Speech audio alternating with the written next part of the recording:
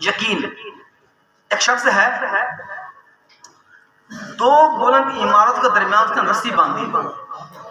ایک عمارت اس طرف ہے، ایک عمارت اس طرف ہے، اس کے درمیان رسی باندھی اور اپنے 4 سال کے بچے کو کندھے پہ بٹھایا اور رسی پہ چلتے ہوئے دوسری عمارت پہ چلا گیا.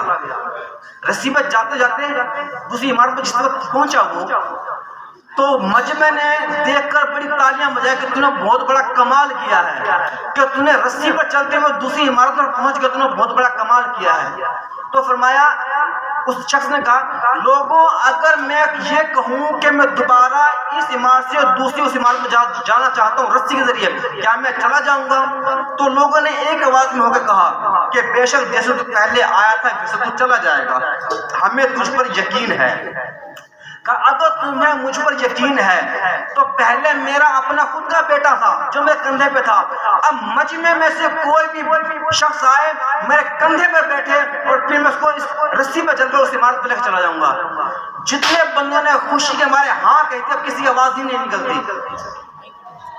تو اس شخص نے کہا کہ تم کو مجھ پہ یقین تو ہے لیکن بھروسہ نہیں ہے.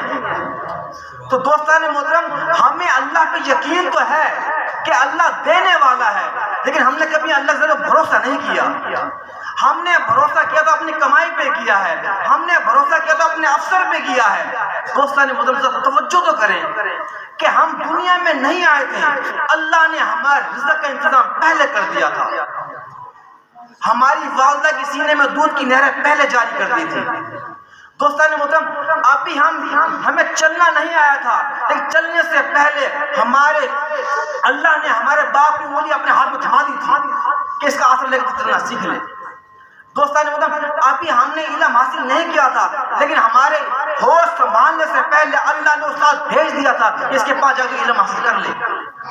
دوستان، ہر کام اللہ تعالیٰ بندے سے آگے کر رہا ہے کہ بندے تیری جینے کے لیے تجھے غذا میں نے میسر کر دی، انگلی تھما دی تو آسر لے کے چل سکے، تو ہمیں استاد نے تو پڑھ سکے، ہم نے تجھ پر نبی نازل کرے تو ایمان لا سکے.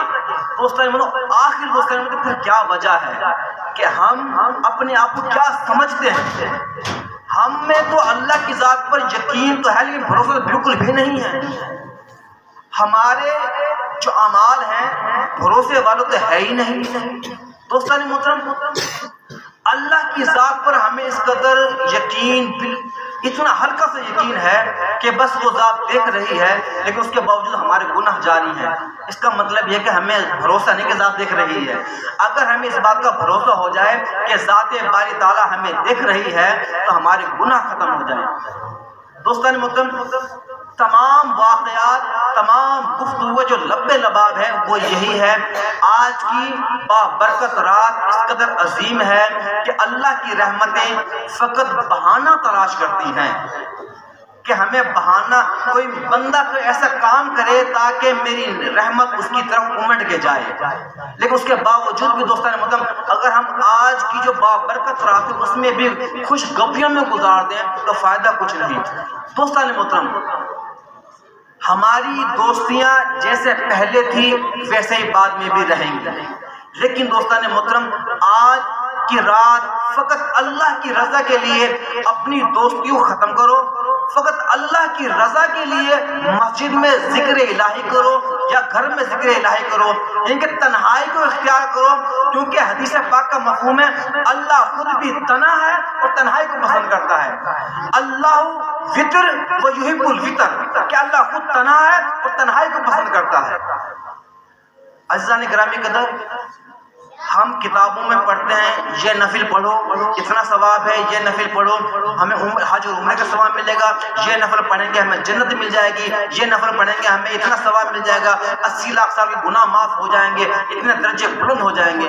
لیکن دوستان محترم، کبھی آپ نے سوچا کیا ہم عبادت کر رہے ہیں یا تجارت کر رہے ہیں؟ کہ ہم نے عبادت جنت کے لیے کری، یا ہم نے عبادت حج اور عمرے کے ثواب کے لیے کری، یا ہم نے عبادت گناہ معاف کرانے کے لیے کری؟ کبھی ہم نے سوچا؟ اللہ تعالیٰ فرماتا ہے کہ تم میرے پاس آتے تو ہو طلب کے لیے، دعاؤں کے لیے، کبھی میرے سے ملاقات کے لیے بھی آ جایا کرو گھر میں. ہم اللہ کی عبادت کے لیے تو آتے ہیں لیکن کبھی ہم اللہ کی ملاقات کے لیے مسجد میں نہیں آئے. دوستان محترم، اللہ کا